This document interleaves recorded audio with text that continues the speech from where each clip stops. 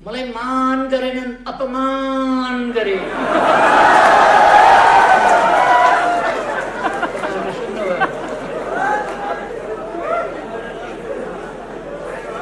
जसको ध्यानै त्यतिमा छ अनि देशको ध्यान कसरी हुन्छ? यतापट्टि म धेरै गइरहन्न, उहाँहरूको धेरै टिप्पणी पनि गरिरहन्न। म खालि 2-4 वटा तथ्य यहाँहरूलाई भन्न चाहन्छु। म आज तपाईहरुको अगाडि जो उभिएको छु,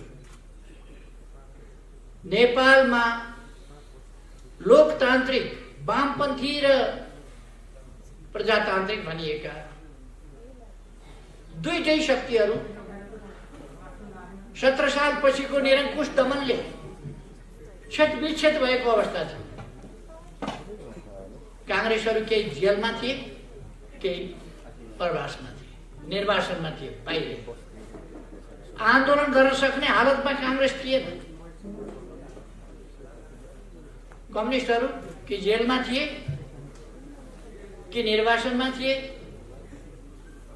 कि टुक्रा टुक्रा भएर बसेका थिए, छिन्न भिन्न भएर। यत्रो पार्टी त्यस बेला कसैको भए त 17 सालमै राजा उल्टिन्थ्यो नि। 17 सालमै फ्याँकिन्थ्यो। लोकतन्त्रलाई फाल्ने राजा, जनतन्त्रलाई फाल्ने राजतन्त्र त्यति बेरै फालिन्थ्यो। तर जनतालाई सचेत बनाइएको थिएन, संगठित बनाइएको थिएन। आफ्ना आफ्ना पछि कुदेपछि केही पनि हुँदैन। त्यस्तो अवस्थामा टुक्रा टुक्रा शक्तिहरू जनताको शक्तिलाई टुक्रा टुक्रा पारेको अवस्थामा 50 वर्ष अघि हामीले एउटा नयाँ आन्दोलन, नयाँ अभियान सुरु गर्यौं। सही विचारका साथ अगाडि बढ्नुपर्छ। त्यसकारण पहिले आन्दोलनका निम्ति सही विचार टुङ्गो लगाउनुपर्छ। हामीले लोकतान्त्रिक गणतन्त्रको विचार टुङ्गो लगायौं। त्यसलाई प्राप्त गर्नका लागि त्यस विचारमा केन्द्रित परिवर्तनकारी समतामूलक समाज निर्माण गर्ने विचार, त्यसमा केन्द्रित भएको सुदृढ संगठन, व्यापक संगठन आवश्यक छ। त्यसकारण हामीले व्यापक संगठन र सुदृढ संगठन निर्माण गर्ने अभियान सुरु गर्यौं। अलिक पर्याप्त अनुभव र अध्ययनको कमी, उमेरको पनि कमी, अनेक कारणहरूले आन्दोलनमा केही कमीहरू पनि रहे। तर त्यसको मूल पक्ष बिल्कुल जायज थियो। जनताको हातमा शासन भएको, जनतामा सार्वभौम सत्ता रहेको, गणतन्त्रात्मक शासन व्यवस्था हुनुपर्दछ र सामाजिक समानता सहितको, न्याय सहितको लोकतन्त्र हुनुपर्दछ र त्यो लोकतन्त्र सुशासन र आर्थिक विकासको बाटोबाट अगाडि जानुपर्दछ र वास्तविक गणतन्त्र, गणतन्त्रात्मक लोकतन्त्र स्थापना हुनुपर्दछ।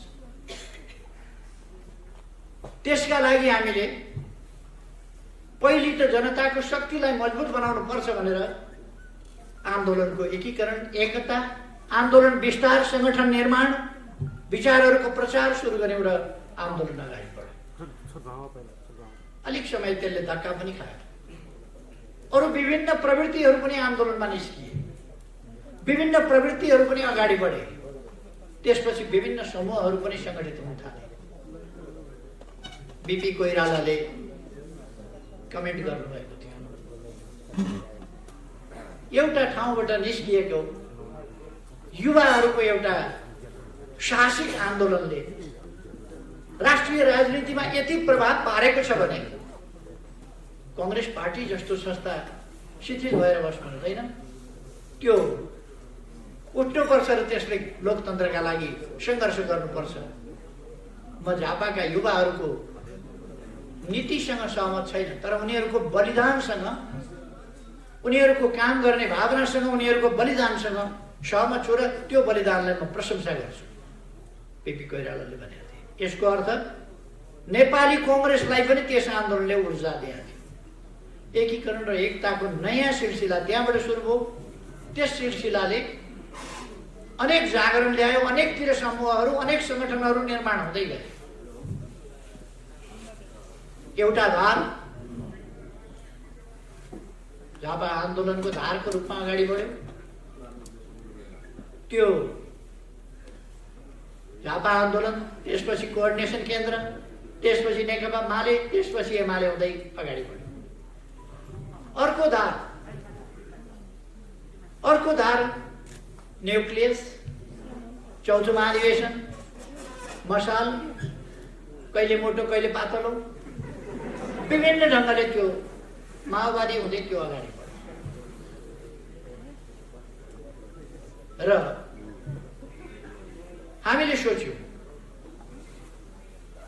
विभाजित रहन दियो भने आफैले आफ्नै विरुद्ध, आफैले आफ्नै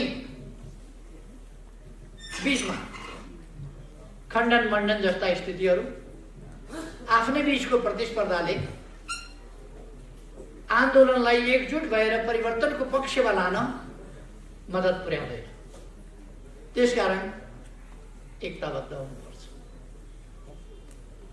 मैले त्यो सोची प्रचण्डजीसँग प्रस्ताव राखेँ। तपाईँ कांग्रेससँग मिलेर चुनाव लडेको थाहा छ हामीलाई, छोरी जिताउन।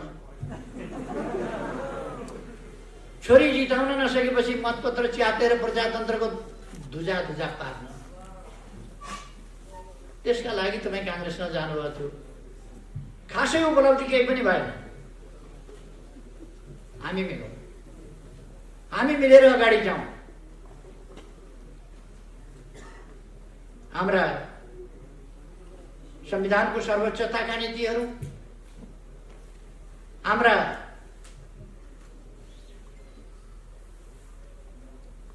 शान्तिपूर्ण संघर्षको कार्यदिशा,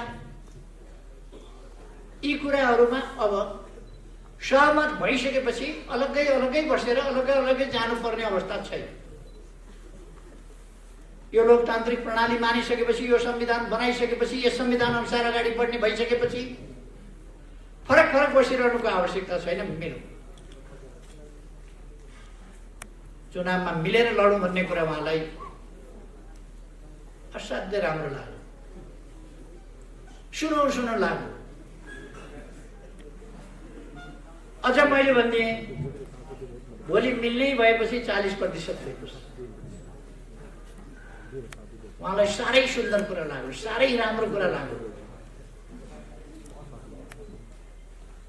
हामीले एकताबद्ध भएर चुनाव लड्यौँ। तपाईहरुलाई थाहा छ, बहादुर भवन भनेको त्यहाँ कान्ति पथ हुन्छ। जमलभन्दा उत्तर, दरबारभन्दा पश्चिमतर्फ। त्यहाँको बहादुर भवनबाट मङ्सिर 24 गते आएको प्रतिनिधि सभा चुनावको निष्कर्ष, त्यो निष्कर्ष राष्ट्रपति भवन पुग्न फागुन 2 गतेसम्म। पैदल हिँडेर जाँदा 10 मिनेटको बाटो,